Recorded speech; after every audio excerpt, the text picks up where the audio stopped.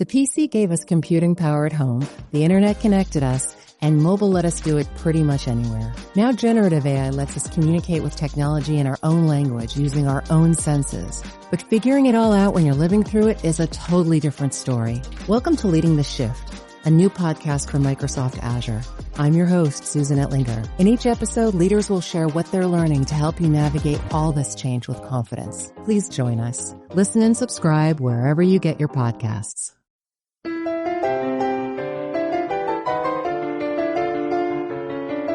You're listening to the Rotoscopers podcast, episode 15, Wallace and Gromit, Claymation Hitchcock. I'm more clay than man.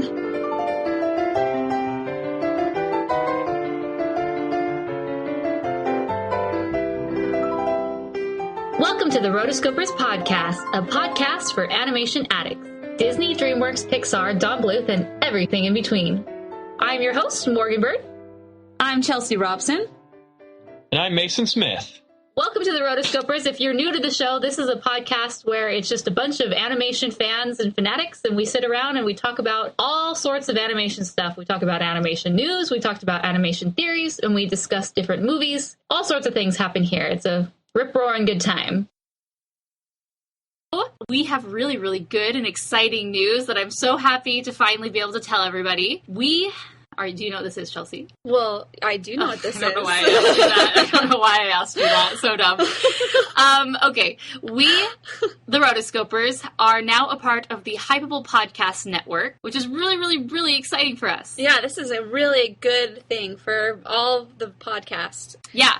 So what Hypable is a website that was started about a year ago by Andrew Sims, who was the main host of MuggleCast on MuggleNet.com. And so what Hypable is, he saw, Harry Potter was sort of dying down, and obviously he's like, well, there are all these other fans of these other shows, and they want to hear news too. So he started this website called Hypable, and it's for fans by fans. And if you're a fan of Harry Potter, let's say, and you're a really big fan, you want to know every little bit of news. And the main entertainment websites don't really cover those things, but Hypable does. So Hypable covers the news stories about your fandom that you're interested in, whether that's Glee, Harry Potter, Twilight, Disney. It covers those nitpicky things that fans care about, like casting announcements and, a new book cover has been released, a new poster, a new trailer, all those things for your fandom. Hypable has you covered. With that being said, I also saw they had a Lady Gaga thing on there, for you, Morgan. Oh, yes, Lady Gaga, my favorite. So, what's really cool is that you can customize it. Let's say, like me, I care about Lady Gaga, but I don't care about Katy Perry. So you can create your own feed where the fandoms you care about, those news stories will come up. Katy Perry won't show up, Lady Gaga will, Disney will show up, Once Upon a Time won't, because I haven't gotten into that show yet, even though everyone says to. I liked it, yeah. I need to. Obviously. So, I remember reading on Hypable just last week that Mulan and Sleeping Beauty have been cast for next season. So I'm like, ooh. Nice. Anyways, about Hypable, so they graciously included us into their network, and we are really excited. So thanks to Andrew and the rest of the Hypable crew. Go to hypable.com if you want to check them out, because they are really, really fabulous resource. Like, when I first heard about Hypable, I was like, man, that's genius. Yeah. Genius. Wish I would have come up with that. Yeah, totally. We just thought of the Rotoscopers. Grumble, grumble, grumble. So, yeah, we're really excited to announce this new news. So now you can find us both on the rotoscopers.com, on iTunes, and of course, Hypable. So new episodes will be posted there. And yeah, so welcome to any new fans who just discovered us through Hypable. We're really excited to have you. Let us know what you think of the show. Send us email at therotoscopers@gmail.com. Maybe if you've gone back and listened to a few episodes, or maybe you just listened to one. Let us know what you think of the show, and we'd love to read it on the air, because, that's what we do. We're very good at that. Yes.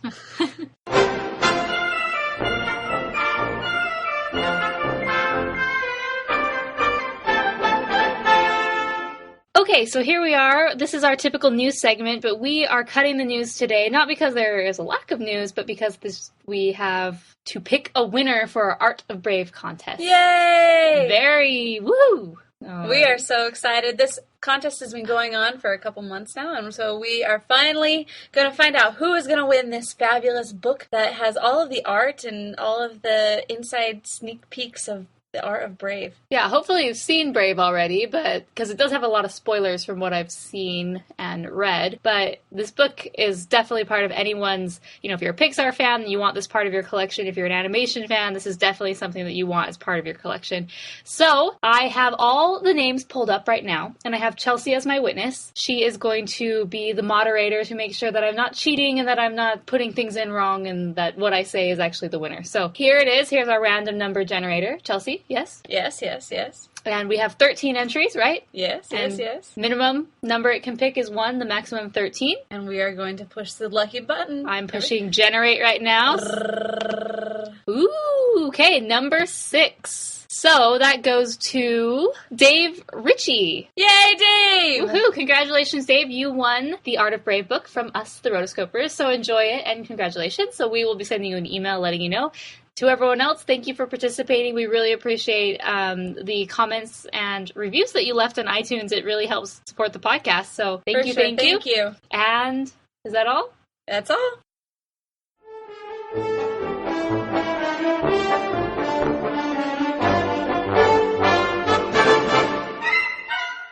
Okay, so we're going to start off. No Nerdy Couch discussion today. We are going to go straight into an animation spotlight, and today we're going to be talking about stop motion animation because our main discussion is going to be on the Wallace and Gromit shorts. Yay! Man, I love Wallace and Gromit. Me too. So stop motion, there are a few studios that do stop motion right now. There's obviously Aardman Animation, who is kind of the producers behind Wallace and Gromit. Then there's also Disney kind of off and on does things, but it's mostly through Tim Burton. Mm-hmm. A lot of his films that like Corpse Bride and upcoming Frankenweenie have it. And then the other studio is Leica House, and they're the people behind Paranorman and Coraline. Oh, there's also Rankin Bass, who did the all the Christmas shorts back in the 70s. Oh, yes. Were those the two dinosaurs? What? No, those are like Rudolph the Red-Nosed Reindeer. Oh, never mind. Santa Claus. Okay, but they did a stop-motion like TV special with these two dinosaurs, and it was like claymation, and then they had like little shorts, but I don't know, it was like a big like Christmas special. Like they had the California Raisins. Yeah, I remember those, yeah. And the Carol of the Bells were these bells that were actually ringing themselves, you know? I remember in music class we got. And the whole time a bunch of dinosaurs would come in trying to sing "Here We Go a Wassailing," but they kept getting the lyrics wrong. Oh my gosh, I think I rewatched that within the past like year. Really? Like that's the wonders of YouTube. Like you just stumble across things, and then later you're like, "How did I? Why? I don't know." Oh man, it's a great one. Do y'all ever watch Parks and Rec? No, I've heard of it. Her boyfriend like gets laid off, and so he's dealing with the unemployed life. There's a part where his like supervisor comes and visits him, and he's like, "Yeah, I've been having a lot of fun. I finally got into my passion, stop motion animation." He's like, "Look at this one," and it's just like he's been working on a computer, and it's basically like a 2-second long stop motion of a guy like getting out of bed and yawning, and then he kind of realizes how like dumb the whole thing was. He's like, "Dang, I worked all day on that." It's really good. So what is stop motion first and foremost? Here we go. Let me lay this down for you. Stop motion is where you have a model, whether it be clay or whatever, and you take photographs in increments, but you make changes in the poses in between shots. So you run each frame, and it looks like the character is moving with every shot that you make. And at 15 or 24 frames per second, it looks like the object is moving. And it definitely fits the definition of animation because it's the illusion of movement. And if you do it right, the illusion of life, you know. Okay, I'm sure our listeners know what claymation is, but it's not necessarily claymation, talking about stop motion. A lot of people use, just like rubber models, or they'll just use models for the films, not necessarily made of clay. There's a website I went on to today. It's like stopmotioncentral.com or like .org or something like that. It was really cool. They're really specific on like what types of clay you need to use. Like here's the pro and cons of oil-based clay. Here's the pro and cons of water-based clay. They have different uses. And so it's cool. I learned a couple of cool stuff. Most models, they use an inner skeleton called an armature. Some of them are pretty advanced. Like there was one on this website that had like a breathing apparatus in the chest to make the chest rise and fall as the character breathed. And so some of these get really advanced, some of them get really like elaborate. There's a great short on YouTube how the Aardman team did the Were-Rabbit character in Wallace and Gromit Curse of the Were-Rabbit. And that one was like really elaborate. They had stuff for his face, his teeth were attached. It's basically an inner skeleton for the model. And that goes for other stop motion sequences also. Very cool. I took a history of animation class at BYU. And so we start from the very, very beginnings of animation. And it's really cool because it was probably a 3-hour class, and the first hour and a half was lecture, and we talked about it. And the last hour and a half, we would watch films. So the first, half of the class is focused on kind of this rudimentary form of antiquated animation, I guess. Not really antiquated, but it's just the beginnings of animation. And I just remember one of the very first videos we watched, because one of the earliest forms of animation was stop motion, because they just were able to use live action, but then if they wanted things to move. And one of the first 2 people to use stop motion animation, or just any form of animation in general, was Albert E. Smith and J. Stuart Blackton. And the first instance is called the Humpty Dumpty Circus. So it's about a toy circus where, all these acrobats and animals come to life. But the one that we watched in the class was from around 1907. It was called The Haunted Hotel. So it was obviously black and white. And there was just all these little like creepy things that would move around and float, and all these different, creepy things that couldn't be done with camera or just, cool. Yeah. So go look on YouTube, go look up The Haunted Hotel. That's one of the first instances, and also the Humpty Dumpty Circus. So that was really cool. I was like, that's one of the things that stood out in my mind. Like, obviously we didn't get to watch every single instance of animation that's ever happened, but that was one of them. And it would take a really long time. Yeah. So that's a very significant step for stop motion animation. So there's my little point. Yeah, totally. Another point I wanted to make, and you said it yourself, Morgan, is that it is animation. Like, it totally fits the description of animation. And to me, stop motion is even more technical, and it requires just as much, if not more, skill than the traditional animation that we see today, hand-drawn and CG. Because there's no motion software involved in moving these characters or these sets, It's all by the hand of the animators. I don't know, it kind of has that kind of really classy, like, traditional, like, maybe antique feel, but they still do this today, Yeah. And so I just find stop motion, like, super fascinating because, like we'll discuss in these Wallace and Gromit shorts, they do some really elaborate and really complicated stuff with just moving these models with their hands. And there are exceptions, like in the Curse of the Were-Rabbit, they got around the fur problem with these little sticks that they would shove into the armature through the fur, like, behind it, and kind of, like, Sesame Street puppet it into each pose, Yeah. Hey, do what you gotta do. But it's still like there's no software moving these, there's no computer software moving these models. And so I just think, for that reason, I think stop motion is, like, really cool, and it definitely deserves, if not more attention, like, more appreciation. Yeah, it's definitely a labor of love, because these movies take almost longer than traditionally or 3D animated films to finish and complete. Like, they are just always in production, and obviously they have lots of different sets, and they're filming it all different sorts of things all at the same time. But stop motion animation, like, completely boggles my mind. Like, if you just watch a scene and there's people in the background moving, and then this guy's reaching for this, and you just, like, the planning that goes into that, where you have to plan everything out, and then in each instance and frame, you have to move everybody and see the bigger picture. Maybe I'm more of a person that just, like, is in the now, and I can't see the bigger picture.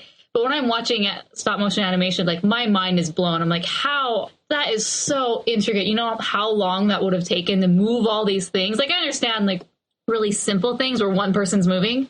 I could do that. I get it. Yeah. But, oh my gosh, especially, this last movie that I saw, Pirate Band of Misfits, I mean, there's a lot of stuff going on. And it is, compared to where Aardman began and how it's definitely become very sophisticated in a way, but it still has that old feel to it. It's just really cool. Yeah, totally. And going back to, like, how complicated the stop motion is now, I wonder if Pirates Band of Misfits, I wonder if they use, like, layering for their scenes. Like, they would animate, this layer of the scene and then superimpose it on, another piece that they animated in the background. Like, I don't know if they do that all at once or if they do it separate times, but they did it all at once, man. That is so, like, really complicated.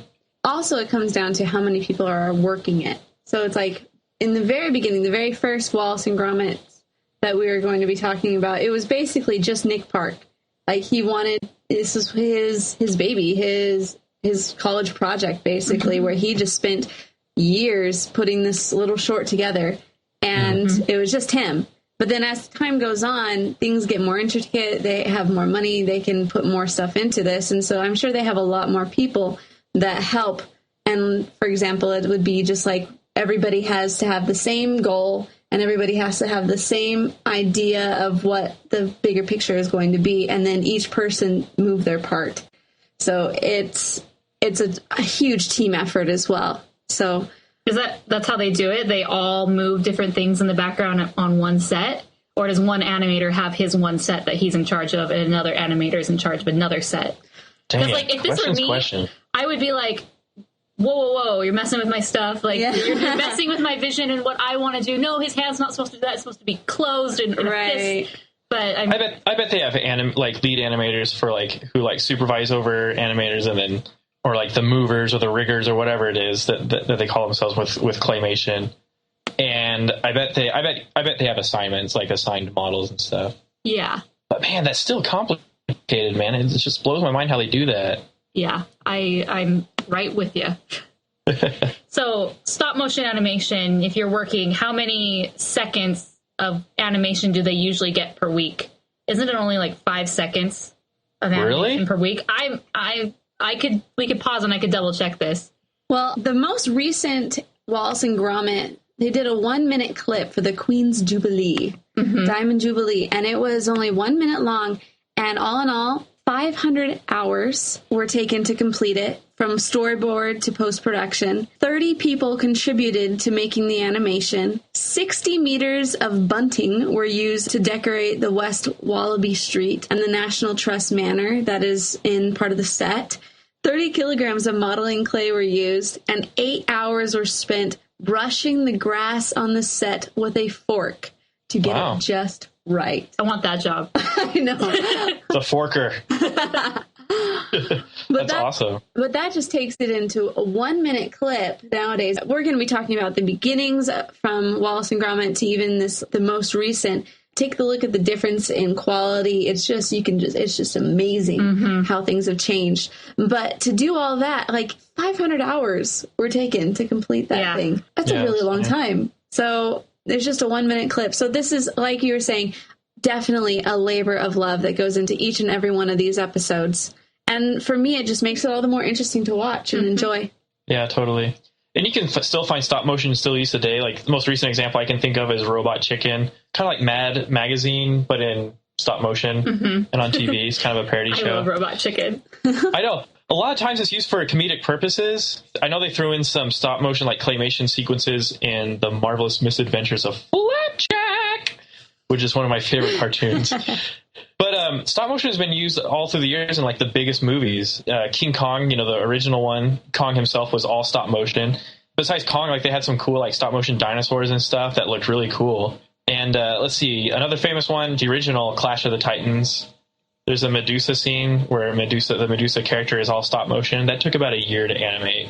Wow. Oh yeah, get this. So Jurassic Park, did you know that before Spielberg decided to make it all CGI, the dinosaurs animations, they were originally going to do stop motion dinosaurs for that film? Really? Yeah, and if you go on YouTube and if you have the DVD, there's a featurette where they show the scene where the Velociraptors are in the kitchen. They show it in stop motion. Like it was like a demo reel or like a test for the stop motion dinosaurs. And instead of CGI, they're stop motion. Wow. By that point, like stop motion had gotten really, really good. The guy they had for Jurassic Park for stop motion was like super good. And the animation actually looks pretty good, but still you can tell it's stop motion. And I'm really glad they did CGI in the end. Oh, yeah. And in the documentary I was watching, and I was like, "Ooh, I bet that guy lost his job." He didn't really. Still got paid. Well, yeah, he didn't really. They just hired him as a modeling consultant for the CGI dinosaurs. And using his armatures inside the dinosaur models, they were able to figure out the rigging for the CGI dinosaurs. So I thought that was pretty cool. But yeah, they were going to do the dinosaur animations in stop motion. Can you imagine? That would take forever. Yeah. That would have been nuts. Kind of before CGI really hit and became the standard for special effects, stop motion was something they used a lot. Like, if you look at movies from the 70s and 80s, like stop motion, like early Star Wars has a lot of stop motion. I can't think of something in particular. No, when they're on the Millennium Falcon, I can pull any clip of Star Wars out of my mouth. And the part where they're on the Millennium Falcon and they're playing that weird chess game and there's these little claymation dinosaurs. Like, they still kept it in the special edition release of Star Wars, you know, after all the remastering and all the, like, CGI scenes, they still have that funky little claymation chess game that they're playing. Yeah, and I remember the AT-AT walkers from Battle of Hoth and the AT-STs also. Those were stop motion. Oh, yeah, Return of the Jedi, they use a lot of stop motion when the AT-STs are battling all the Ewoks out in the... Isn't there a scene in Empire Strikes Back, that weird thing that Luke is riding? Uh-huh. Isn't that thing stop motion too? The Tauntauns, yeah. Yeah, totally. Yeah, so Star Wars has a lot of stop motion in it. Yeah, so it's kind of cool to see like where it's gone. I don't think people go to stop motion anymore as a form of special effects. It's long, it takes a lot of time and money and effort, but they've kind of gone to CGI. But still, I'm glad to see that it's still being done for feature films, you know, that are solely stop motion films, and what we're going to talk about, the shorts. Yeah, and on YouTube, what's growing now is the Legomation craze, where they just use Legos. Yeah. It makes sense. Like, or Barbies. They're built Barbies. True. Well, maybe it's not as big as the Legomation, but... Definitely not. Well, they use Barbies on Robot Chicken. Oh. But what I don't like about Robot Chicken is that they superimpose the mouths moving, and it looks really cheap. Oh, that's hilarious. But anyway. So, yeah, that's just a little bit about stop motion. I have a quick question. Yeah. So, like, if you're going to be an animator in a stop motion film, I mean... You don't really go to school with an emphasis in stop motion, do you? Or can, like, any animator kind of switch over? Sheesh, I don't know. I don't even know if we cover stop motion, like if we do a stop motion class in the program at BYU. Yeah. It's just interesting because there are these studios, and I mean, they're animators. So are they classically trained stop motion animators? Or is it easier? You know, kind of like how the traditional animators, they can go to CGI and they just kind of have to learn the software. I feel like it's the same thing.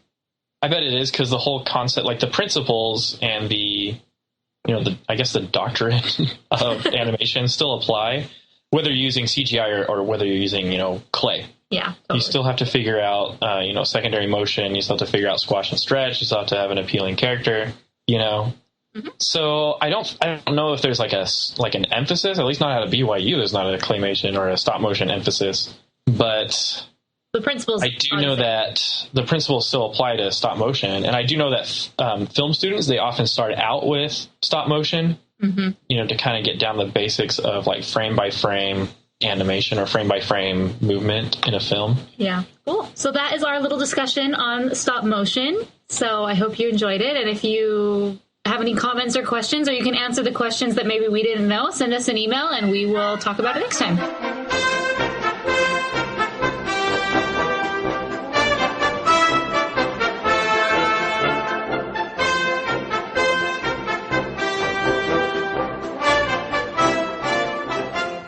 So on to our main discussion, we are going to talk about the Wallace and Gromit shorts. So there are 4 total. In addition, there is a movie. Originally, we wanted to talk about the movie, but then we decided it'd be better just to go back to the original. Yeah. And, get familiar with these characters and where they came from. And we'll save, Wallace and Gromit, Curse of the Were-Rabbit for Halloween, because that kind of fits in with that vibe. So, back to the beginning. Dude, I tell you what, October is going to rock on this show. There'll be a lot of stop motion, actually. I know, right? Stop motion has 2 times of year, Halloween and Christmas. So we're going to be doing these a lot. That's true. It's true. Kind of true.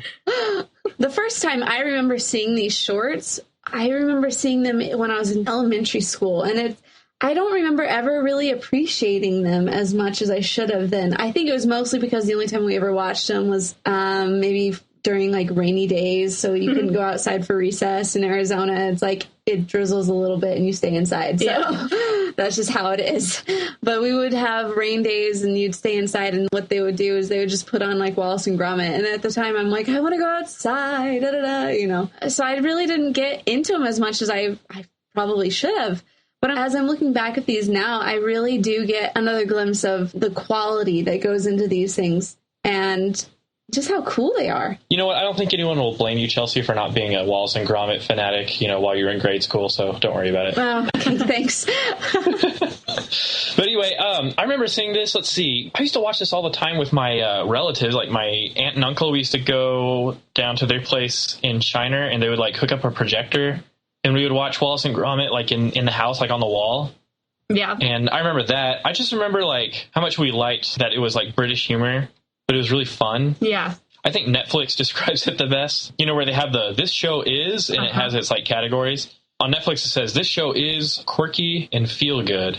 And it is quirky, and it does make me feel good, so that's why I like it, and that's how I remember it best when I was a kid. Yeah, as I was rewatching these, I obviously had seen all of them, except for the most recent one from 2008. I'd never seen that one, but the originals from the late 80s, 90s, I had seen all of them, but I can't pinpoint where I had seen them. Maybe they were shown on TV, but I'd seen them, and I was familiar with the storyline, enough to have seen it once or twice, 3 or 4 times, I'm not even quite sure, but familiar with the characters, who they are, loved them. So there's 4 shorts total, and I'll just name them. There's A Grand Day Out, The Wrong Trousers, A Close Shave, and last but not least, A Matter of Loaf and Death. So those are the 4 Wallace and Gromit shorts. So I feel like there should be more. I feel like there should just be 10 of these shorts around, but yeah, there should be. For the fact that we remember them so well, you would think there would be. Yeah. But I was looking at some interviews about it, and the producer, Michael Rose, he said that we're fortunate enough that in England, Wallace and Gromit have been established as major character stars almost. Characters like that come along very rarely. You have to be very careful to protect them and to make sure that you don't exploit them or use them cheaply. Yes. And as I was looking at that, I was like, that is such a good philosophy. And going back to our discussion a couple episodes ago about sequels, I just feel like, wow, I wish that so many of these other companies could take that to heart as well. Don't you? Sheesh. I think Wallace and Gromit, they're really near and dear to England's heart, and they've even hosted kind of their Christmas specials on one of the national TV stations in the UK. They're kind of like their official spokesman for like the Christmas day and all the festivities that come along. So. That's cute. I remember seeing a Wallace and Gromit float, I think, for the Macy's parade or one of those parades that they do. Yeah. So as we go back, and it's really, like you guys were saying, England and the UK just really have grown very much accustomed to these. It's really cool to think how they started, though. And we're going to talk a little bit and do a small director spotlight on the director and creator of Wallace and Gromit, Nick Park. So this is seen as an Aardman animation film, but in reality, it's just kind of Nick Park's solo project that he did. So he graduated from the National Film and Television School in 1982, and then from there he joined Aardman. But he continued to do this project. You know, he was funded by both the school and Aardman. So, I mean, even though he had graduated, the school continued to fund his project, which went on for 7 years.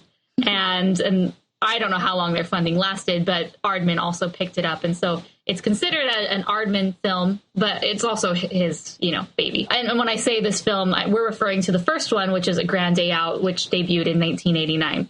So, yeah, so Nick Park, he's always been involved with Aardman and Wallace and Gromit for his whole career. He's kind of stuck with the stop-motion animation art form and hasn't really gone anywhere else. So it was really funny because I noticed that he had been on an episode of The Simpsons. So I went to go watch that episode of The Simpsons because I love The Simpsons. And the episode is called Angry Dad, the Movie. So Angry Dad refers to a flash animation cartoon that Bart had done probably in an episode in the early 90s. Mm-hmm. And it was picked up by, one of the .com startups, so the .com startup, they have like ping pong tables and everyone's riding around on scooters and having a good time, because like that was the atmosphere, like big party. Right. And anyways, obviously they showed that studio had crashed or that company had crashed. Anyways, here it is 10 years later. And they're like, yeah, we lost everything except for we still have the rights to Angry Dad. Bart, we want to make a movie about Angry Dad. And Angry Dad is just Homer, and then Bart kind of animates it and makes a bunch of money. So he films this big movie. It's 2 hours long, and he cuts everything because it's horrible. So he turns it into an animated short, and then it starts making the awards circuit, and it keeps winning. So then he's there at the Oscars, and it's just funny because they're kind of spoofing animated shorts, but they're paying homage to it at the same time. Right. And Bart is sitting next to Nick Park because Nick Park's Wallace and Gromit. So he's talking to Nick Park, and Nick Park's newest short for Willis and Crumble Willis and Crumble. Yeah, have been announced, and it's called Better Gnomes and Gardens. And it's just, and they got a different studio. The Simpsons got a different stop motion studio to produce a 30-second thing. So I'll put it in the show notes because it's really funny, and it's like total ripoff. The big mouths that move and kind of have this little arc to them, and it's really funny because Nick Park, he's like, His fingers fall off and he sticks them back on. He was like, I'm more clay than man now. I'm more clay than man. So it was just kind of funny that that he was in that episode. And that episode is so funny because all the Pixar guys, like John Lasseter and all the main guys, they roll up to the Oscars on scooters. And then randomly there's like a fake Randy Newman who's singing a very Randy Newman song. Yeah. And then my favorite thing is that, you know, they showed these little clips, and one was like an obvious, you know, the shorts that come out of Europe are very gritty, and they kind of made fun of the triplets of Belleville, I think. And so there's that, and then they show another like black and white, like Holocaust type short, you know, because there's always like this huge shift in like what the subject. And then they have Pixar's short, which is called Condiments. And it's like a spoof on Toy Story where there's a ketchup bottle, a mustard bottle, relish, peanut butter, and they, you know, had a different 3D studio animate that. So I'm going to put those in the show notes because those like spoofs are so funny. So that has nothing to do with Nick Park, but that's a really funny episode if you kind of want to be familiar with animated shorts in a parody sort of way.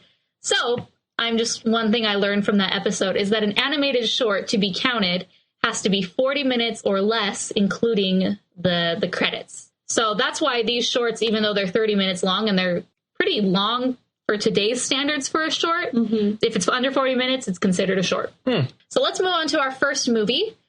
So the first one is A Grand Day Out, released in 1989. It did not win the Oscar. It actually lost to Nick Park's other stop-motion film. It was called Creature Comforts. So anyway, the first thing you recognize after watching, you know, when watching these shorts again is a theme song. That catchy little theme song, you know.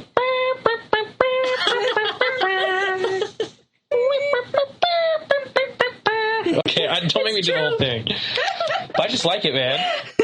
I don't know. Well, I remember when I first watched it as a kid, I would like watch it and I would like hum that theme song for like days afterwards.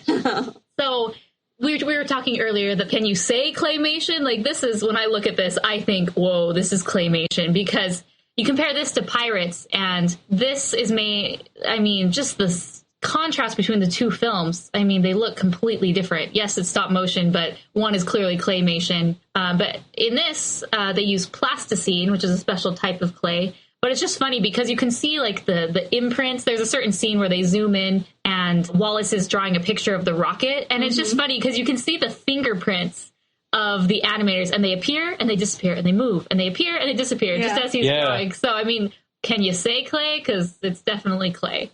I know. I love it. I also noticed that there's like the clay actually kind of looks a little dirty in this one. Yeah, it totally does. Like it feels like, it looks like you can see like, not dirt, but like grime and stuff where they press it in. Or it's like just this clay has been around for a while. you know, old Play-Doh, how it just kind of the white always just dingy. Got a little dingy after a while. Dingy. So it kind of felt like that in some ways. I guess it just goes to show you how long he had been working on this. He just kept around the same clay for the years. 7 years. But yeah, definitely not as like refined or streamlined as the other shorts. Yeah, it seems almost rudimentary by today's stop motion standards. There's a part where they're looking up at where they like stop because they're thinking about where they need to go, and then they look out the window to the moon. But it's like Wallace's head like turns an impossible way around, like it's like a like 270 degrees back. It was really funny, but kind of creepy at the same time. Character design, like I feel like everything was really good except for Wallace's face. It didn't stay on model too well. Like I feel like it just kind of morphed around a lot. Yes. The first one, I don't think he totally had the character design totally streamlined at that point. You can see, and definitely not very well developed either. Yeah, you can tell, like, because later on he gets more toothy grins. It gets more sophisticated, right? But even it's more dialogue too. Like in this first short, there's almost nothing. Yeah, that's true. They're just creating this, and just it's cool to see the differences in how far it's come. But at the same time, it's got some good scenes, like when they do the close-up of his hand drawing the final sketch of the rocket ship. Yeah. It's pretty hard, you know, they get the animation of his hand, like holding the pen and putting everything down in the wrist and the finger movement. And I thought that was pretty cool. I mean, it is rough, but you can tell this guy's got skills from the first short. Yeah. Yeah, I mean, like, we can't discredit this guy. I mean, he's doing a fabulous thing all by himself. I mean, I couldn't even... Still, again, mind blown with this stop motion stuff. So I love like the plot line. Like this becomes a running gag in Wallace and Gromit. It's the cheese plotline. Yeah. And there's always cheese involved. Classic. Has to be. Cheese, Gromit. Someone's been at me cheese. Oh, something I kind of love it. interesting. I was reading on IMDb. It says the creators made Wallace say Wensleydale because it made his face look nice and toothy, and that's a type of cheese that, Wallace was interested in. But they didn't realize that there was a cheese factory where Wensleydale cheese was made, and it was really on its last leg, and it was about to declare bankruptcy. But after this film, it brought the factory back, and it was successful because everybody thought again. about Wensleydale cheese after that? Yeah, they started buying it. Oh, that's awesome. Yeah, totally. I'm always fascinated in, the product placements. Not that this was blatant product placement in a movie, but, mentioning a certain product in movies if it actually helps the sales Yeah. of the companies. I don't know. I didn't go out and buy Converse shoes after iRobot. But anyway. I paid more attention to Volvos after reading Twilight, I'll tell you what. I'll tell you that for sure. I don't know if it's just this Wallace and Gromit, episode that made me think about this. But watching these shorts, I realized kind of an important thing about animation that I've learned watching animation and studying animation is it kind of has to do with what animation is all about. Besides giving the illusion of life, and making these characters move and look like they feel and talk and have lives. When I watch animation, I want to see what the animators can do with it. Not like a trick or like a gag, but I want to see the cool stuff, the cool and funny stuff that they can have these characters do. For example, when they're constructing the rocket in his garage, they do a bunch of funny stuff, like when Gromit is using the drill, Uh-huh. and then he does it a certain way and he holds it in, and then all of a sudden he starts spinning instead of the screw. Yeah. That couldn't happen in real life, or when Wallace is sawing the board and it saws the table legs together. That's funny stuff I think it just makes it even more funny because it's not real life, it's these animated images, and it's supposed to be not from life. It's supposed to be fake. I don't want to say fake, but they're doing such funny, real stuff that's just full of life. Mm-hmm. Well, it's out of this world things. That's another cool thing about animation in general is you take a look at something that's not possible in real life and you make it possible in this world. And that's one thing I think that why we are drawn to a lot of these different movies in general is just because I want to see the impossible done. Yeah, flying to the moon that's made out of cheese. Exactly. Yeah. And I guess you could call this all the kind of the magic of animation. I want to see something it's good animation when I watch a scene or a sequence and I'm like, wow, that is awesome. That is awesome and funny, and that could only work in animated film. Mm-hmm. So yeah. I guess that's just the point I'm trying to get across. There's some funny stuff, when they're blasting off and the mice are all looking at them, and then they suddenly put on sunglasses, when the afterburners flare up, Yeah. And when they're on the moon and Wallace is like, all right, we're here, and he kicks that soccer ball, and he's waiting for it to come down, and it just it never comes down, and he's just like, Well, okay. I liked that part too. I know. I like Wallace's personality. It's just kind of nothing really phases him, Ever. Yeah. Kind of maybe blissfully unaware even of stuff that's going on. Uh-huh. That's so Well, true. Gromit. I forgot the crackers. I know. forgot the I crackers. love it. Hold on. As he runs up and Gromit's just oh, you again. I have to put up Gromit. with this. Gromit too. I mean, there's so much to be said about Gromit. The greatness is, I think, how they created the personalities and the relationship between the two characters. Like we said, Wallace is just this happy, innocent, and just naive character. Mm-hmm. Yeah. But then you have Gromit, who has more of a head on his shoulders, but at the same time, the only way you can really tell is through his facial expressions. And so you really just start getting into the head of this dog. You don't even need words. You're like, oh my gosh. Yeah. This is again with the cheese, again with the crackers. It's so cool because they achieve all of it without dialogue between the two.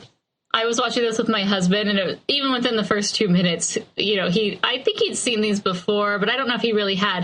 And he was like, the dog is the brains of the operation, isn't he? Like, yep. It did not take long to figure that out. Right.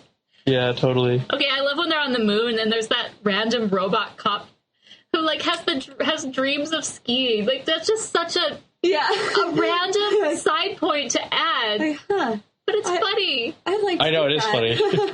Netflix gives everyone the wrong idea about that robot. You know how I feel about villains and who is the villain in film. But on the short synopsis on that short, it refers to the robot as, quote, an evil oven-like robot called the Cooker, end quote. And I'm like, what the heck, man? Like, he's not evil. Just because you're an antagonist does not mean you're evil. It does not mean you are a bad guy, But yeah, I like the robot too. Like, he's really funny. Like, he doesn't have any lines either, but it's all through the motions and his kind of body language that you figure out, like, his personality. He's like, okay, he's like the official, like, law enforcement of the moon. Local law enforcement. It's about time you guys got here. I don't know. One thing I didn't really understand is he a coin-operated law enforcer? Because that's the only time he, like, came alive? I didn't really understand that. I saw him more as a maintenance robot that kind of takes his job a little too seriously. Yeah, I can see that. All that cheese needs a lot of maintenance up there. I felt kind of bad because you start to pity him because all he really wants, I mean, he just wants to do his job and then he just wants to go skiing on Earth. And then the rocket flies away at the end and, like, he's really sad. And, like, I felt really bad for him, And, like, that shows great storytelling on Nick's part because I'm feeling for a robot police officer on the moon. I feel it right here. Wait, take a step back. This is happening. But he gets his happy ending at the end, so it all works out. He gets to ski on the moon. Yay.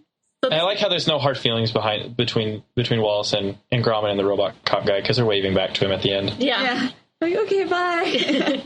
So, this movie has 100% critical rating on Rotten Tomatoes. Of course it does. Awesome. Everyone liked it. So, very good. Nominated for the Oscar, but lost to another one of Nick Park's. But it happens. Hey, he won, though. So he's like, cool. I don't care which one wins. Doesn't matter to me one bit. And next we have The Wrong Trousers. Oh, my favorite. This one was really my favorite cool. one. Yeah. It's the wrong trousers, Gromit. They've gone wrong. This one actually did win the Academy Award for the Best Animated Short in 1993. And it also has 100% rating on Rotten Tomatoes. 2 for 2. Yeah. There you go. And just like Mason, this is Park's favorite of the films that he's done. Interesting. I don't know which one's my favorite. I'm going to hold off till the end. But this one's one of the top. This one was... I really loved it because you could just so see the quality in this is just amazingly different. Yes. It shocked me almost. I was so used... I watched the first and I was like, oh, that was nice. Then I went into The Wrong Trousers and like, whoa, this is intense. Yeah, I mean, there was an obvious learning curve on the first one, and it was a one-man operation, you know? So, and then this, he had been working at Aardman for 4 years while working on this. So, I mean, he'd had time to hone his skill. He didn't have to probably relearn how to design the characters and all this stuff. And by that point, he had just gotten better. So, yeah, when you look at this one after watching the first one, you're like, whoa, someone streamlined everything. Because, like, the main thing I noticed is Wallace's face. Yeah. It's always on model. It's perfectly smooth. It's very detailed. While the first one, like, his teeth were kind of blurry. Like, you couldn't tell if they were there. Yeah. And this one, you know, he has his very square teeth and his smile and his ears and his head. So, very good. Yeah, totally. I couldn't see as blatantly the fingerprints, but I saw some in the penguin. Yeah. But other than that, like, yeah, definitely a lot more refined in this one. Mm-hmm. I also liked how they paid homage to the first film, as like the very first few seconds as they're starting out the short, they have little spaceships on the wall. And you'll see that as kind of just side little details that they put in here. And through each one of these shorts, you'll be able to see a lot of those details come around as well that even lead into other movies. But I'm really a huge fan of all the detail on this one. Even from the first few seconds when Gromit is pouring out the tea and the water and the tea splashes a little, and I just feel like it has a really good flow. And I just think that is so incredible to be able to animate that. That's one of my things. Like, the two main things that I don't really quite understand about stop motion animation is water and, like, when they're in the air. Like, when they're jumping or moving in a way that they're not connected to the ground. Like, still don't quite get it. Yeah. Yeah, how do they do that? Sheesh. I don't know. Maybe we need to get like a stop motion director or animator on the show. Well, I got a question. What's Wallace's occupation? Is he like an inventor? I think he says tinker in one of the episodes. But he seems to like gadgets, like he's kind of like a Mr. Dink on Doug, very expensive, all this shit and stuff. Like when he's like, I think you'll find this present a fine addition to a modern lifestyle. All about that modern lifestyle. He's got all kinds of gadgets. I don't know. I always thought he was just like a struggling middle class inventor. Hence the sweater vest. Right. But he's always like inventor uniform. He has these inventions that he's making and kind of has in his house. But at the same time, they're not enough to pay the bills. And so he has these odd jobs. And he's not very good about keeping jobs because every episode he's doing something different. Yeah. Yeah, he doesn't have money. So he needs money. And so that's why he needs to rent out this room. Did he invent the trousers or did he order them or something? I think he ordered them. Huh. It wasn't like he was really like... They didn't explain that really. It just showed up. I love the beginning. It's clearly Gromit's birthday. Right. And when it's your birthday and you're like so excited and you want everyone to know and you've been telling people for months, hey, my birthday's coming up. That's how I kind of get that vibe from Gromit. And it's just so sad when at the very beginning, Wallace doesn't appear to acknowledge it's his birthday. Right. But he does get a singing card. And I thought it was really funny because, it has singing cards before singing cards were even cool. It's true. Wait, singing cards are cool? I think so. I think that's awesome. My mom always gives me princess ones. Oh, yay. I love it. Gromit's really the star of this one. Yeah. He's the most fun to watch, in my opinion, because he doesn't have dialogue, so you're watching him more closely. Mm-hmm. One, I love that he crochets. He crochets in Curse of the Were-Rabbit also. Yeah. I think it's like his nervous tick, like that's what he does. Okay, there's this one scene where the jelly gun is shooting at him, and then he looks down at the toaster, and the toaster clicks, and he's expecting toast to pop up, but there's no toast in it, and his face right at that moment is like, oh crap. Like, uh-oh. His reaction is like priceless. One thing I just love about this short is that it establishes like this dark and like moody atmosphere in this film. And the first thing I thought was like a Hitchcock movie, how they established like the creepiness of the penguin. Man, I love that penguin. They did penguins first. The penguin's never the bad guy. He's either the comedy routine, yeah, of Madagascar, and there's like villain penguins on like Pebble and the Penguin, but you never see any bad guy penguins. That's true. Yeah, I definitely get that vibe. It's very creepy and eerie, this film, compared to the last one, which was so light and happy and jolly. It was. This one has a different shift, and I like that because, they're not just doing what works best, and, we know we can do just a funny, quirky movie, but this one kind of takes a shift, and I like it. I think the other star of this short is the penguin. I think he kind of deserves a little spotlight in this film because he's, like, so awesome. Like, oh, my God, I don't know what it is about this penguin. Maybe it's because he's just, like, so creepy and he doesn't talk, or that he's, like, so smooth. What's interesting is originally they had plans to do like a flock of penguins as the bad guys. Ooh, expensive. Wow. Yeah, very expensive. But then they decided to niche that and instead just go for the one, which I think was very nice to have just a one solitary villain of this penguin is just he's got something wrong with him. Well, and also it's kind of like the camel in the tent, it doesn't hurt if you just let one in and just have one guy in there and then it gets worse and worse and eventually the whole camel's in the tent and pushed you out. Like that's kind of the idea I get. What's really cool is later on when Gromit like sees that this penguin is actually a bad guy and sees the wanted poster, he's got it like 1,000 pounds as a monetary reward. How much is 1,000 pounds? Well, if you're looking at it in today's standards, it's at least double the US dollar. Oh my gosh. So that's a valuable penguin. $50 ain't bad. $50 ain't bad. Seriously. But what makes him such a menacing character? To me, those beady little eyes. Yes. Beady indeed. Because he just kind of, I love the part where he's like walking and Gromit's in the box and all of a sudden the penguin like just looks at him, looks over in his direction. It's like so funny because it's such a like, you wonder what he's thinking because it's such an expressionless face, Yeah. Oh my God. I'm so glad they didn't give him like, a more elaborate face or like eyebrows or anything because that would have just ruined it. But I just love how it just got these two beady little eyes. And then he takes out the mirror and admires himself as the chicken, Yeah. So diabolical when he strokes that glove. Yeah. Oh, geez.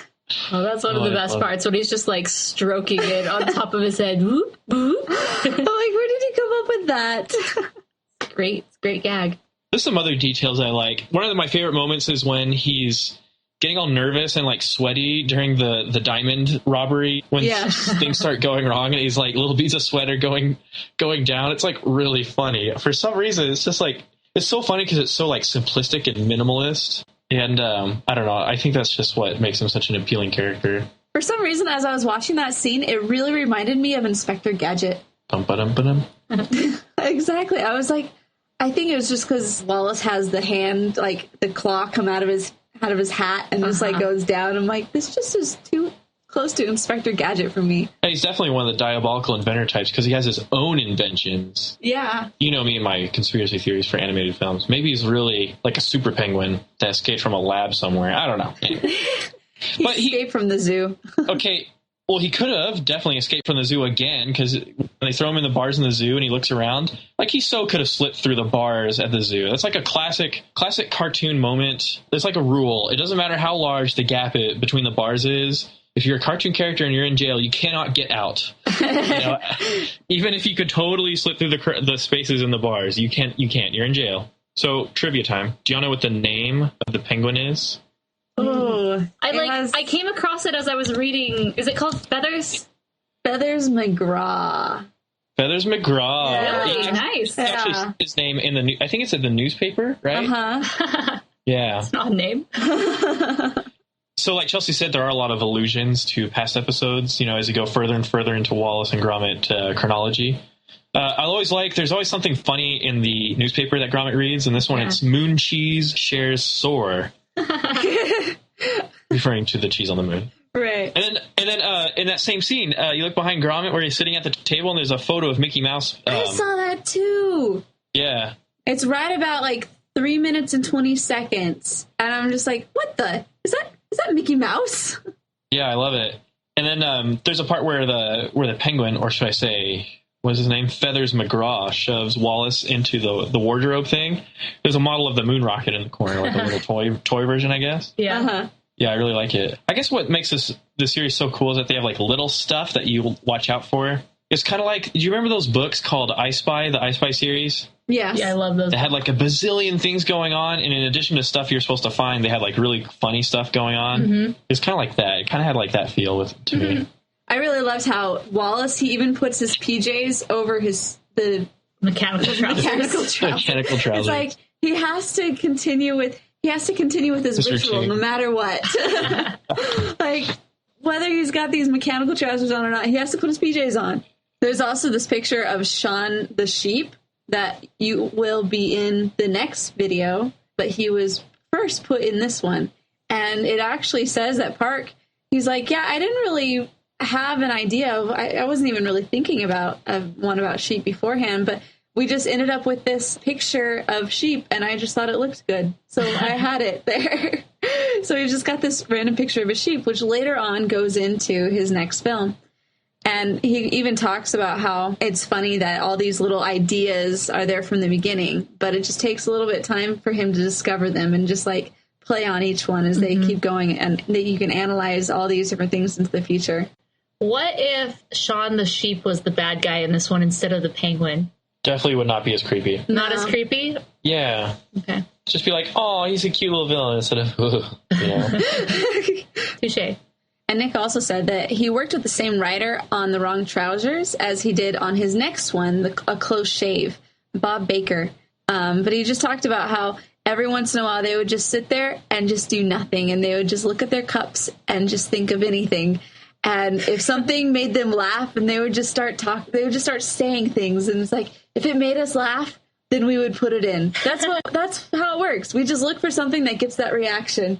And it's like, no matter what it is, it could be the most like random, obscure thing. But if it made them laugh, yes, we're putting that in there. So we can see how a lot of these little ideas, they just kind of bloomed and just got even better as they went along through all the writing processes of each one of these shorts. What an awesome job. I know. Sit around a table and just like make each other laugh. It's almost like I know the creative like brainstorming parts of these movies is just so fun.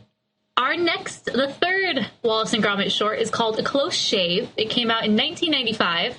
And it got another 100% on Rotten Tomatoes. Holy cow. 3. Yeah. Who else has done that with animation? I think the Toy Story series almost has 100% for all of them. I think one of them has like 99. Oh, jeez. But yeah, I mean, you're good. Okay, Yeah. like you can tell like the first few weren't flukes. Yeah. If you can recreate that and people keep coming back and wanting more. So actually, this one, I thought it was really interesting. It was released theatrically in the United States with Pocahontas. What? I don't remember that. Yeah, and this is like a 30-minute short. So I'm trying to sit here thinking, like, imagining with a bunch of kids. Yeah. I mean, it's hilarious and it's funny. I don't see people getting bored with it, but then it's like, oh, we still have a 90-minute feature after this. Yeah, that's a double feature right there. Yeah. Well, they showed the first episode of Hey Arnold before Harriet the Spy. They did? And that's 20 minutes, yeah. Wow. I remember that.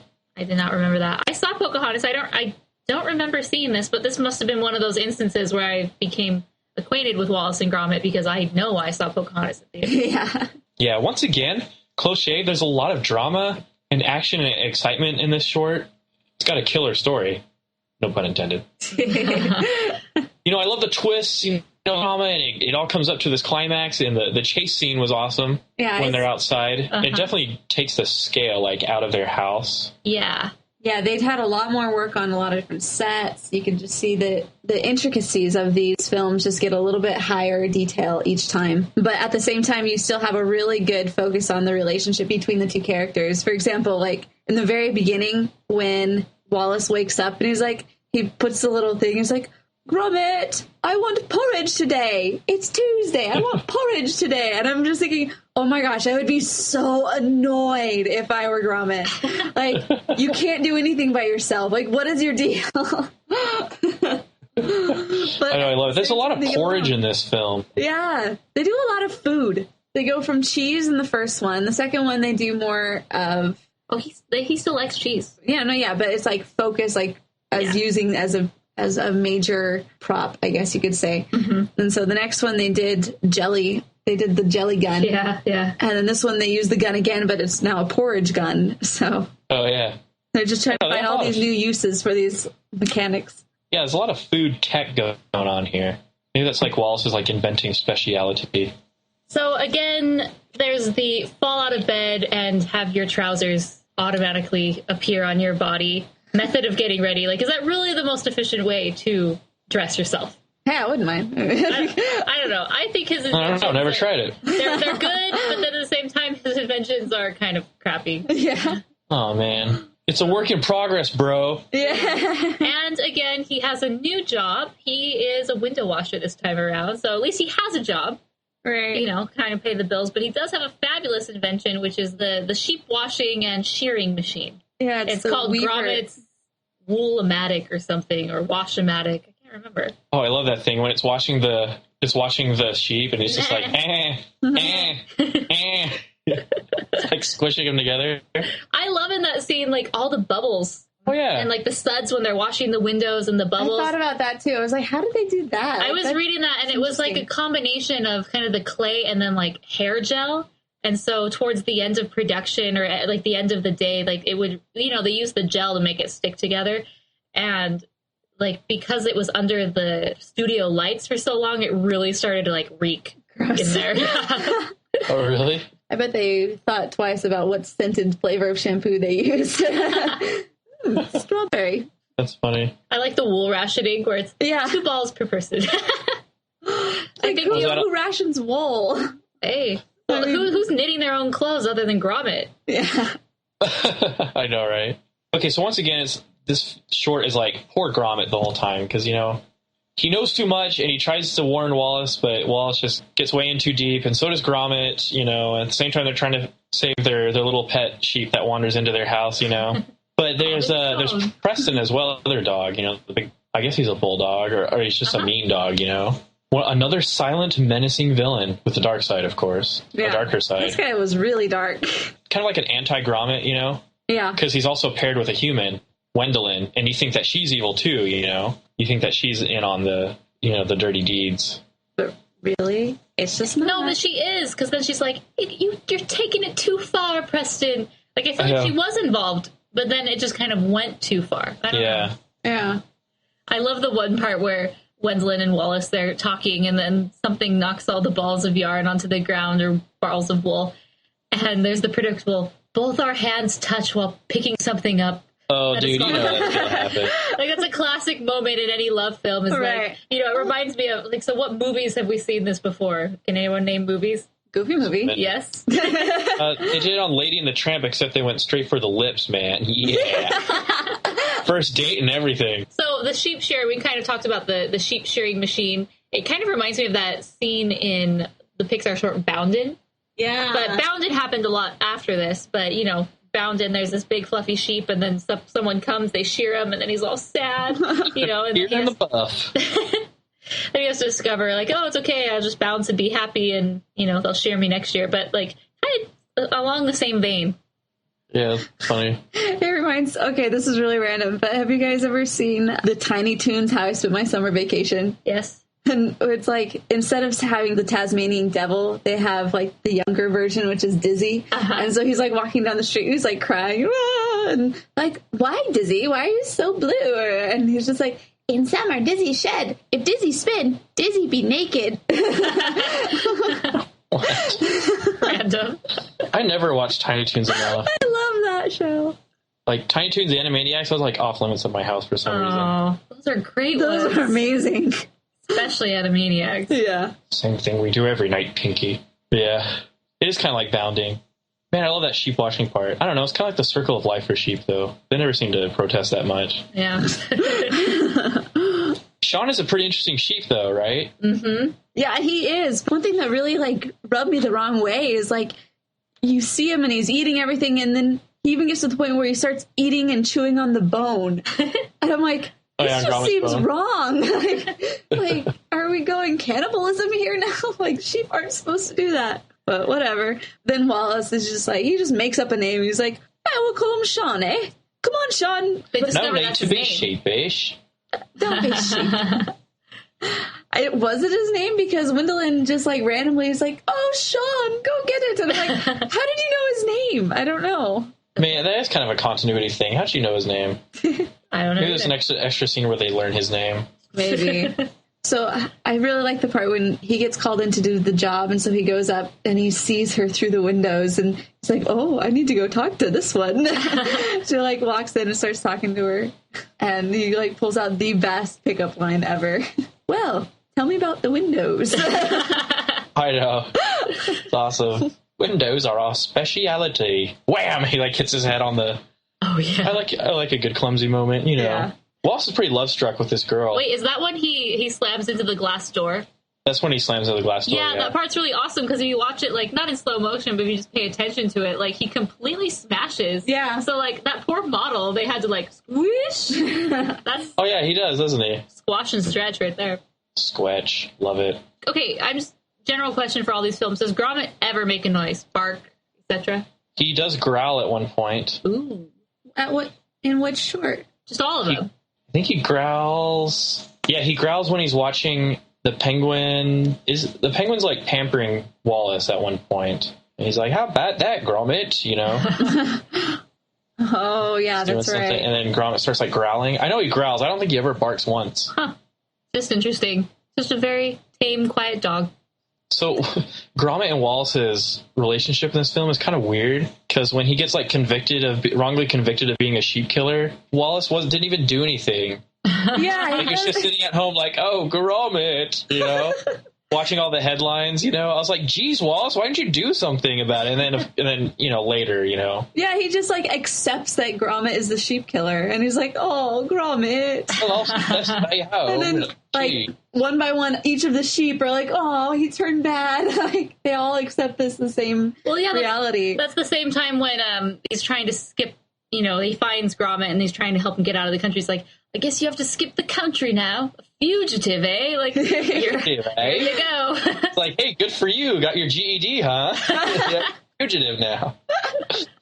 Oh, man. The part when he goes and he, like, rescues him is really funny, because Nick Park always talked about it's interesting when he had each one of the animals do something. For like when you said in the first one, when Gromit has the screw gun and he like spins around with that. And then also in this one, he talks about when the sheep have the saw and they saw the bars out. And he was like, for some reason, like people just like seeing animals with guns and with motorized devices. I'm like, what? That's weird. That's odd. So we were talking about Shaun the sheep. So what happened is he has his own TV show now. So there was a spin-off from this character. So maybe that's why we haven't seen as much Wallace and Gromit, because they went and started doing Shaun the Sheep TV show. So that's also on Netflix, so check it out, listeners, if you want to watch Shaun the Sheep. I watched a few episodes, but, I mean, he turned out to be this grossly popular character that they just took it and they went on and did more. Yeah, totally. So after Chicken Run, did Aardman Animation, did it kind of hit a low point, or did it thrive or something? Well, no, I think 2005, they came out with Flushed Away. And so that was a deal with DreamWorks. But was Flushed Away CG, or was it stop motion? Yeah, I think it was CG, but it looked, the characters looked like the classic Aardman characters. Right. Yeah. So, but they, they still had to send all their troops over there and work on it and whatever. So that was kind of like a dual thing. So they kind of focused on that after Chicken Run. And then afterward, they were with DreamWorks for a while, but then as time went on, they talk about how the ending of that one was kind of amicable. Like, they were just like, yeah, they're kind of going in a different direction than we are, and we are then the same. We're going in our own little direction as well. So, like, the separation was still amicable, but it was definitely a change. Yeah, so I've just looked this up. Chicken Run came out in 2000. That was with DreamWorks. Wallace and Gromit, Curse of the Were-Rabbit was 2005, again with DreamWorks. Flushed Away was with DreamWorks, and that's kind of where they parted ways. And that was in 2006. So, I mean, it's not like they haven't, Aardman Animation hasn't been doing anything. I mean, typically it takes about 4 years to make a film, but I guess right after Chicken Run is when they started with the Shaun the Sheep. And I just looked at this. It says there's a Shaun the Sheep movie coming out 2014 or 2015. Yeah. 2013, 2014. Wait, so in the Shaun the Sheep series, does he speak, or is he silent? Like in the... I think they're silent. He's silent. They're really short. Like, they're only 7 or 8 minutes long, these episodes. Oh. Well, because it's stop motion. Right. So last thing we're going to... But can I say one more thing? Yeah. Okay, I really like how Wallace and Wendellin's relationship kind of wraps up at the end. Because she's like, you should come by for some cheese sometime. And she's like, oh, actually, I can't stand cheese. I have a horrible cheese allergy. Yeah. It's just like, oh. It's like, well, it's over then. It's over then. Okay, well, then Wallace doesn't feel bad losing her, I guess. Yeah. It's like the whole, that's his deal breaker. You've got to kind of makes you kind of thankful for the whole ordeal. Yeah. So this movie won the Academy Award for Best Animated Feature, just like the one before it. And we're moving on to the next one, which is A Matter of Loaf and Death from 2008. So this was 12 years after the one we just watched. It doesn't have a rating on Rotten Tomatoes, but it did win the Oscar for Best Animated Short. So 3 of the 4 shorts have won. And the first one would have won if he just would have released his other film a year later. Yeah, or a year before. Yeah. So the budget for this film, $100,000. 5 in that fate. You could have, I know. The first one probably would have won no matter what. And so he would have just had 5. That would have been amazing. Your fault, Clayman. I'm more Clayman. So the budget for this film was £100,000. So it's not too shabby. I mean, for a 30-minute short. I thought it would have been a lot more. And so this kind of got me thinking, like, okay, does it cost more or less to produce a stop-motion film? And I was looking up the other Aardman films, comparing them to other films of the time, and so their budgets were surprisingly less, probably about $20 to $30 million less. For example, Curse of the Were-Rabbit was only $30 million, and Pirates Band of Misfits... Now, is that dollars or pounds? $1 million. Oh. Was $55 million. And that's still pretty low to considering everything else. For example... The original Madagascar, which came out the same year as Curse of the Were-Rabbit, was $78 million. Yeah. So there's a $48 million difference. And then, I mean, if you look at Tangled, which is the most expensive animated feature ever, is $260 million. So, I mean, in a way, and the Madagascar 3 that just came out was $145. Yeah. And Pirates Band of Misfits was 55. So, I mean, wow. I thought these would have been more expensive to produce, but that's not apparently if you can get it to produce it at a decent price and then, the same amount of people see your movie, it's good. For sure. Typically, Aardman films don't do really well in the United States. So that's kind of where I guess it falters a little bit because, I know we're talking about the shorts, but a lot of dollars and percentage of the gross comes from the United States because we are just like movie fanatics or something. And we just have a big population. So, that's kind of the one downside is that the Aardman films don't do so well. Like Pirates Band and Misfits, it did really well internationally and decent here, but not too great. So, but Chicken Run did pretty good here, didn't it? Yeah. So Chicken Run, its budget was $45 million, and this was directed and produced by Nick Park and Peter Lord, and then it got $225 million in the box office. Those are good numbers. That's good ROI. Yes, you like that as a producer. Yes, we do. That's why DreamWorks is like, let's keep with you for a little bit. Yeah. Okay, so on to A Matter of Loaf and Death. So after watching this, I was like, okay, it's official. Wallace and Gromit is really like a mystery crime series. Yeah. Because every short, including the movie, after A Grand Day Out, was like, there's a mystery and some sort of homicidal criminal on the loose, secret identity, Yeah. Yeah, that's kind of their niche, and that's kind of where they've settled into. Mm-hmm. There's still all the quirky, funny things, but that's kind of their thing is mystery. They've become the Basil of Baker Street and Watson. Awesome. You're a slimy, stunted sewer rat. What? What did you call me?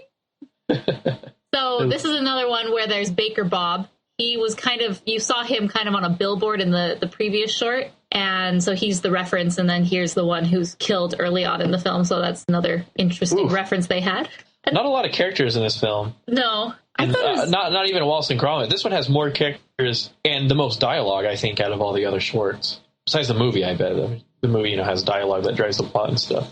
I was kind of taken aback that they would, just kill people, right off, right there. Right in the first few minutes. I'm like, did he really just die? I know. Pretty gruesome ending. Like, the lady gets, eaten by crocodiles. And you can hear it pretty explicitly. They're just not leaving anything to the imagination. Okay, so we noticed a big difference between the first short and the second short for animation style and quality. Did you notice a difference between this one and the other one? I noticed a little bit. In 2008, I think it improved a little bit. Yeah, but it wasn't as shocking as the first and second short. This one is like, it's obviously been 12 years, you got a little bit better and whatnot. It's more fluid for the movement, like when they're walking. It definitely is very smooth. They had some good cinematography in this one too. I like what they did. Again, a lot of elements from Hitchcock films in here again. One that was particularly cool for me was when Gromit is he's creeping up stairs. That's really cool. Yeah. The cool camera angles and stuff, and it just kind of makes it really dramatic. That part was really cool. You can just see the sets are just getting bigger and grander, and each time you just get a lot more. Yeah, it's exciting to see as a viewer. Mm-hmm. Because technology or their skills have improved, that you're able to have a better experience watching it. Not saying the first ones were bad in any way, but, they just improved. A little sparkle and glitters. Not too bad. So I thought this was a really funny quote that Nick Park said. He, commenting on the fact that the short is made, these shorts are made directly for a British audience. But they don't try to tailor it anyway for Americans. He's like, I don't feel like I'm making a film for some kid in a suburb of America and being told that they're not going to understand a joke or a northern saying. He's like, I don't feel that's a problem at all. I'm not making it for them. I'm making it for us. So he doesn't really seem to like us Americans, does he? No, I guess not. But I'm sure he likes our dollar signs. Yes. And even though, like you said, their money doesn't come from us, they're not as big here, they're definitely more concentrated there. He was talking about how, although our films are made for cinema, they're usually financed by television money. Mm-hmm. And that's why they get so much stop motion coming out of England, is because they have access to the TV money to produce it. That means they haven't been able to do as much on theatrical distribution in England because, they're using it all for TV. Yeah. For example, when A Close Shave was finished, It was on television for that Christmas special, but then it went abroad for the entire year. And so they were able to get, ironically, they get more money out of their film distribution abroad than they do the TV specials inside. Oh, interesting. So these are made for TV originally, and then they just kind of ship them out as for, the theater markets internationally. Makes sense. So again, Wallace has a new job. Talk about a floater. Totally. In this episode, he is a what? He runs a baker. Oh, yes. Bakery.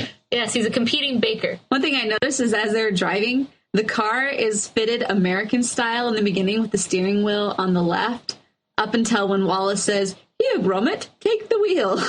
And he, passes it over to Gromit, who's on the right side, and he, What? I totally didn't notice that. Yeah. That's awesome. I was like, interesting. One thing, Wallace really does have the greatest pickup lines. Wallace to the Bakelite girl, he's just like, "Are you still ballooning?" And she's like, "What?" Oh, I love that one, man. Oh, man. How to offend women in 4 words or less. That whole sequence of her chasing, rescuing her on the runaway bicycle is really funny, because there's a part where Gromit throws a bun at Wallace and it acts as a brake on one side of the bike. Uh-huh. And then he does this, impossible throw where the bun, flies around the back of the bike and curves around to get in between Wallace's knee and the other side of the bike. By all accounts, it doesn't make sense. Another really cool illusion they put in there is Gromit he's in his bed and you see these posters around. And he's got a Citizen Canine poster by this guy.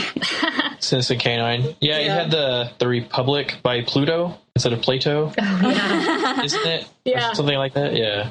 Again, in this movie, there's another cheesy hand touch scene. Oh, yeah. One with Wallace and the Bakelite lady, and then again with Gromit and the poodle. Which I thought was really funny. I'm like, man, they love this gag. I know. The poodle's kind of a strange character. What's in it for the poodle? Why is she kind of one of those Rasputin Bartok situations, I don't think she really wants to be evil, but she's always with the Bakelite lady. That's true. And she totally knows about her evil plot. Yeah. She's like, oh, this is going to be bad. I love her eyelashes. Bad. Yes. They're just really whoop. We call those spider lashes when girls have way too much mascara on where they look like spider legs. Oh. I ran into some spider lashes in my life.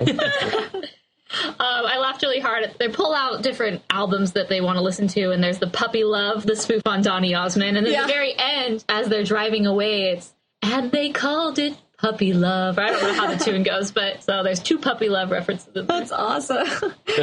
Donnie, I'm sure, was like, "Hey, that's me." Yeah, the relationship between Wallace and the Bakelite lady is kind of, I don't know, it's really funny. I like when they do is it the movie Ghost where she can feel his hands as she's molding the ceramic stuff? Yeah. And they're playing that one song. It's the same thing when they're doing dough molding. Oh, yeah, geez. totally. Steamy. Wallace, he falls in love super easily. He sees a woman and then he's just smitten. Wendelin was a lot better looking than Bakelite lady. Bakelite lady's kind of creepy. She's let herself go. That's true. She's let herself go. And she's also this psychopathic serial killer. Well, I love that she's this super successful baker, and if you look at her house, it's really nice. She has these satin sheets that she sleeps in, and then the poodle. Was she a baker, or was she just the promotion? I thought she had her own company, but she hates bread or something because it made her fat. No, that's the whole backstory. Did I read that wrong? Yeah, maybe. I don't know. What I got out of it was that she was just the person on the commercials. And Promo girl. And now hates bread. Yeah. Oh, I don't know. Well, nonetheless, she's really rich from her days as Bakelite. But her dog sleeps in this nasty cardboard box. I'm like, oh. Yeah, that was kind of random too. I was like, hey, what's going on there? Why doesn't it have a nice prissy poodle bed? I don't know. Like I said, psychopath serial killer. And I think one of the reasons why the dog gets so jittery is she's waiting for her to turn on the dog as well. Oh yeah, that makes sense. I'm a big fan of the Pride and Prejudice 2005 film. And I love the one part where she's like, Wallace and I are engaged to be married. And it just reminds me of that movie where it's oh yes, Lizzie, what other sort of engaged is there? Now she's engaged in murder. Oh, jeez. I guess there is. There's some funny stuff. I like the end. Once again, it's another fight against the antagonists of the film. Okay, so I kind of mentioned this is kind of this. They've worked their way into their murder mystery duo, you know? Yeah. But I don't know. This was another murder plot. Did you like it as much as the other films? I didn't like this one as much. It didn't seem to work as well. It kind of felt overdone, seen it before. Yeah. That's what I was starting to think, too. Yeah. It didn't have that same charm, I think, as the first couple. Like, the amount of new in your life. Although I did love the one part where Gromit looks out the window to get rid of the bomb or whatever, and he sees the sign that's like, the nuns are walking down the street with the kittens, and it says, save the kittens, and he's like, save the kittens, and there's a ton of cats in their arms. Like, I can't do that. So random. I love the old trying to get rid of the bomb gag. Yeah. There's a really ridiculous one on the 1960s Batman movie. It's ridiculous. But that's a fun gag. I know. She's got some good quotes, though. She's like, curse that balloon, and curse that prevailing southwesterly. Apparently there's a prevailing southwesterly in England. And there's a blatant parody of Aliens when the poodle fights the Baco lady in the forklift, I guess, whatever it's driving. Definitely one of those moments. Very good. Okay, so overall, what are your closing thoughts and remarks about the shorts in general? And then just give it a rate. Just give them an overall rating as a series. Mason, what did you think? Way to pass the buck. Well, let's see. Wallace and Gromit. Wallace and Gromit, it's quirky and it's feel good. That's how I feel about it. I just love all the tiny little bits of humor, British humor that, is refreshing to a point. And it's feel good. It's a really kind of fun show. And I really like how dramatic it gets at some points. I really love the penguin. So let's see. Oh, my favorite short, Close Shave was good. But The Wrong Trousers is better. So yeah, Wrong Trousers gets my vote for favorite Wallace and Gromit short, just because A, Feathers McGraw is amazing, and B, they gave it a fun Hitchcock kind of atmosphere that was dark and moody, and it was good. What did I rate it, man? Well, it's got 100%, man. I got to rate it 5 stars or something. Let's do 4.5. Oh.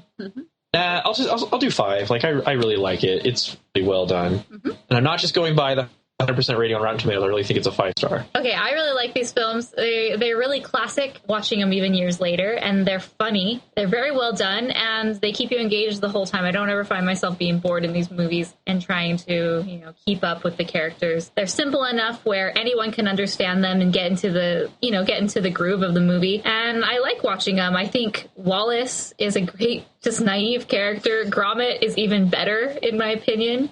Yeah. And then the random little side characters and, that they add in each episode, really stand on their own. And they just throw you into this world. They present a really good story. The animation is really good. And it's exciting to watch, stop motion animation because there's not that much of it anymore. I mean, there still is, but these films kind of changed the look of Aardman animation for good. They all look like this now. Yeah. This style has become their signature style. So my favorite one between The Wrong Trousers and Close Shave, I think I'm going to say Close Shave, but I think that's because I probably seen it more. That was the one that played in front of Pocahontas. So I kind of have a little bit more sentimental attached to that. Yeah. So I like that one, but they're pretty equal up there. They're all very, very high, and I'll just give it 5 stars because it's that good. I'll definitely give the franchise a 5 stars as well. My favorite, I'm going to say, I really like The Wrong Trousers. In general, this franchise just really does a good job at making you love these characters. And it's no wonder why there's such huge hits in England and in the UK. They are just everywhere, and they're so adorable, I'd say. You can just really grasp onto who they are. So that's one of the main things that I really like about it. I'm going to give, like I said, a 5 stars to the whole franchise. 5s all around. Have we ever done that? Ding, ding, ding. Toy Story, right? Maybe. I can't remember. We did Toy Story, but also for Beauty and the Beast. I don't know. I think Mason didn't give it 5 stars. Did you? What? I don't know. Well, okay. This is an awkward conversation right now. Whatever. But really, I was really glad to be able to go through all this because I actually went in and I checked out the Wallace and Gromit website, and there are a lot of really cool things on there. You can look up. They always have really good news and contests and lots more. They always have a lot of fun stuff going on. And so if I lived in the UK, I would definitely be on this site a lot. I'd be looking into what they have going on, trying to be in on it. Okay, so we did have a listener question. So we asked, what is your favorite Wallace and Gromit short and why? We had one answer. It was from Tumblr. The Tumblr user Make Way for Grassroots said, a grand day out. I mean, moon cheese and skiing vending machines. Come on. Smiley face. That is a good one. So that's one that we didn't list as our favorite, but I'm glad that someone did because it's definitely worth it. Yeah, it's still a good one. So if you haven't seen these shorts, go watch them on Netflix. There's two. The first three are all kind of lumped together, and then the very last one is there. So watch them while you can because these things randomly get taken off every once in a while. They're really awesome, and they're short enough that you can just watch one at a time, or you can watch all four like you're having a big old movie night. So watch them and enjoy them, and thanks for listening.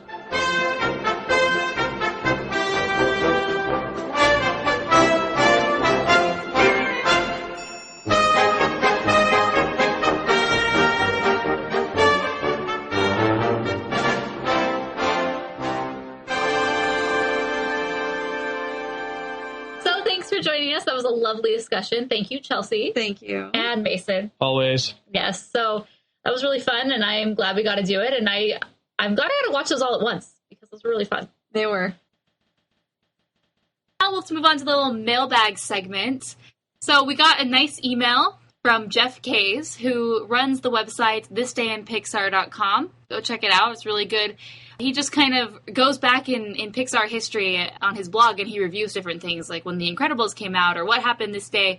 And one of the more recent things that happened is he went on a trip to California, to the San Francisco Bay Area, and he went to the Hidden City Cafe, which was the cafe that, a lot of the Pixar movies, their main ideas were concepted there. Anyways, he went planning on having lunch and discovered that it was closed down. And so he kind of, way sad. But no one had really known about that, and he kind of broke that news, and that was a really big story for him. But he sent us an email about our Brave podcast that we did, so I wanted to read it. Sound good? Perfect. Okay. He says, finished listening to your part view review this morning. Loved it. Couple of comments. First, I agree that the critics have been harder on Brave just because it came from Pixar. To say, this would have been a great film if it had come from DreamWorks is just rubbish. Thanks for making that point. Also, I agree that the trailers gave away too much for this film. I was surprised none of you were expecting the mom to transform to a bear. Didn't you see the last trailer? I think I did, but I only saw it once, and so I hope people ignored. who are now listening haven't wanted to see Brave yet. Oh, well, okay, spoilers. There were two parts in there that clued me into what was going to happen. First, there's a brief clip of Merida walking with a bear right behind her. She doesn't look scared, but the bear isn't sneaking up on her or looking angry, etc. So to me, it looked like they were walking together. Clue 1. They show a clip of Merida jumping away from Mordu to Mother Bear. When I saw this in the trailer, I was surprised to see two bears. Obviously, I knew there would be Mordu, but who was the second bear? And it looked like Merida was jumping towards it. From those two scenes, it seemed pretty obvious that one of the parents, I didn't know which at first, would be transformed. I was pretty bummed when I saw this and started avoiding most of the clips released after that point. Oh well, they were going to have a problem anyways regarding the transformation, since they have merchandise like the Transforming Triplets playset. Oh my gosh. And he includes a link to it, which is hilarious. Yeah. Hey, I also enjoyed your geeky, nerdy couch discussion on sequels. I mostly agree with you on what you were saying. I'm usually not a huge fan of them, as they seem to be just money-grabbing mechanisms. But some have been done well. Thinking Toy Story here. Smiley face. Okay, thanks again. Keep up the great work, Jeff. Thanks, Jeff. Yeah, I like that he mentioned our discussion on sequels, because that discussion was kind of linked to the Madagascar discussion. And I don't think people kind of want to listen to the Madagascar, I guess. Yeah, that's true. That's one of our least listened to episodes. And yes. I mean, I understand. I avoid Madagascar at all costs. But, whatever. So if you've been wondering, where did this sequel discussion come from? Well, if you go back to the Madagascar episode, the whole first half is all around our Nerdy Couch discussion on sequels. So go check that out and tell us what you guys think, if you guys agree, if you don't agree. Whatever, we'd like to hear it. Yeah, it's a really good one. So thank you. Good points, Jeff. Yeah, and we also have heard that the podcast itself was better than Madagascar itself, so hey. You know what? I want to see if you guys believe the same thing as well. So thank you so much. Again, thanks for listening. You can subscribe to us on iTunes. We release our episodes every 2 weeks, and so if you're craving more Rotoscopers in between then, go to our website. That's where we post all the animation news for the week. So any news that comes up, we usually put a news story, about 3 to 5 a day, just depending on how heavy. I don't know, some days 0, but just depends on what news is happening. But that's a great resource if you're really interested in what's happening in the animation community and world. So check it out and let us know and comment on all the news posts and everything. It's awesome there. Again, I'm Morgan Burt. You can find me at Morgan_Burt on Twitter. And I'm Chelsea Robson. You can find me at facebook.com/thisIschelsea And I'm Mason Smith. You can always find me at lego.com. Oh, wait a minute. No. And I'm Mason Smith. You can always find me at my blog, thisanimatedlife.blogspot.com. Thanks for listening. Send us emails, questions, comments, concerns that you have. Send it to us at therotoscopers@gmail.com, and we'd love to read it over the air on next episode. So until next time, We are the Rotoscopers. Perfect. So, sorry. I have a runny nose. Wow. You're really passionate about animation. Remember the first couple episodes we were having a hard time not saying Rotoscopers? Yeah. We were so young. Afro circus. Poke it up. Well, you guys saw that and I didn't, so I halfway don't know what you're talking about. That's okay. Yeah, I mean, I can't It's not not okay. recommend it, but I can't recommend it. It's like, if you have the opportunity to see it, like, take it. Yeah, you're not going to hate it. King of the hand touching. What? Just kidding. That's weird. Well, yeah, never mind. Like, yeah, that's a great quote. Love it. Can I go home now? Can I just say I'm super excited for our Halloween episodes? Oh, I already have the background music and everything ready for oh, tomorrow. good. Nice.